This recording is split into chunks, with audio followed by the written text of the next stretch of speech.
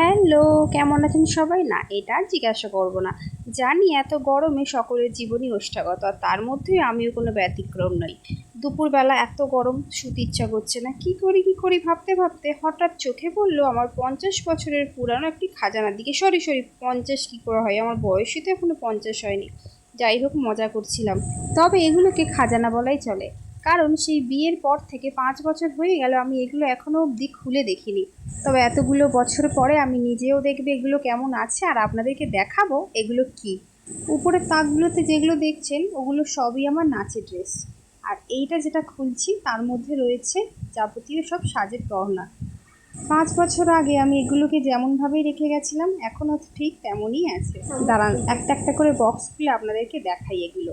সত্যি কথা বলতে এতগুলো বছর পেরিয়ে গেছে আর আমার মনেও নেই যে এই বক্সের মধ্যে ঠিক কী কী রয়েছে। তাই হঠাৎ চোখে পড়লো, বাহ, এই চুড়িগুলো বেশ সুন্দর তো, কেন এইগুলো বাক্সের মধ্যে পড়ে পড়ে কাঁদছে। তাই ভাবলাম যাওয়ার সময় এগুলোকে আমি সাথে করেই নিয়ে যাব। দাঁড়ান, এই বাকি বাক্সগুলোতে কী কী পড়ে আছে দেখি। তোমরা যারা নাচ শেখো তারা কিংবা তাদের বাড়ির লোক নিশ্চয়ই জেনে থাকবে যে একটা প্রোগ্রাম করতে গেলে আমাদেরকে কতই না কত জিনিস কিনতে হয়। এইদিকে রয়েছে চুলের খোপা, টার্সেল, আর এইদিকে রয়েছে জরির যাবতীয় জিনিস। আমি কিন্তু বরাবরই নিজের হাতেই জরির গহনাগুলো বানাতাম, আর আমার স্টুডেন্টদেরকেও বানিয়ে দিতাম। এই দেখুন পরচুল, এটা যে আমি কখনো ব্যবহার করেছি বলে অন্তত আমার মনে নেই। কি জানি কেন কিনেছিলাম, হয়তো কোনো স্টুডেন্টের দরকার লাগে বলে কিনেছিলাম। এই যে দেখুন, এইগুলো কি সুন্দর মাথার মুকুট। পিচবোর্ড কেটে অনেকগুলো বানিয়েছিলাম, তখন কিন্তু বেশ সুন্দর লাগছিল। অনেক দিন হয়ে গেছে তো তাই রঙটা একটু ফ্যাকাশে হয়ে গেছে। না, কেউ আবার যেন ভেবে বসবেন না আমি সমী ক্যান প্রোডাক্টের প্রমোশন ভিডিও বানাচ্ছি।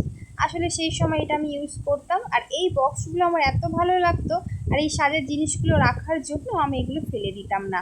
তবে এই কোমরবন্ধনীটা কিন্তু আমার বিয়ের, আমি নিজেই জানি না যে এটা এখানে রয়েছে। দাঁড়ান, এবার আসি আমি আমার সব থেকে বড় ইমোশনের জায়গা, একটু ভালোভাবে দেখাই। দেখে নিশ্চয়ই বুঝতেই পারছেন এগুলো কি। সত্যি এগুলোর সাথে আমি ভীষণভাবে জড়িয়ে আছি। কতদিন হয়ে গেছে এগুলো আর ব্যবহার করা হয় না।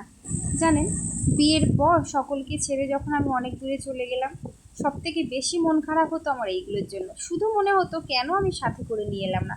তবে এইবারটা কিন্তু আমি ছাড়ছি না, যাওয়ার সময় সব কটাকে বেঁধে নিয়ে যাব। আর এইগুলো কিন্তু সব আমার নিজের হাতে বানানো।